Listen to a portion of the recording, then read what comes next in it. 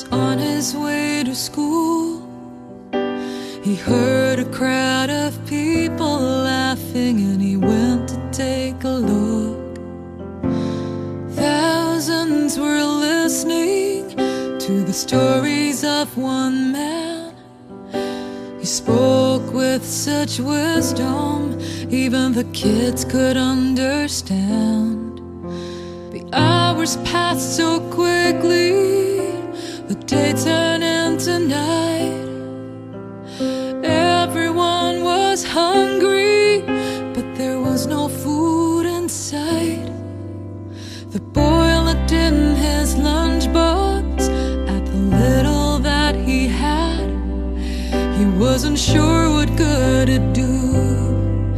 There were thousands to be fed, but he saw the twinkling eyes of Jesus, the kindness in his smile, and the boy cried out with the trust of a child.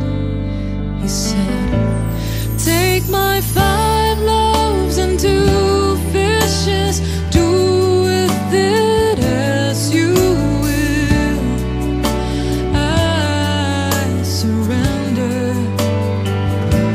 Take my fears, my inhibitions, all my burdens, my ambitions.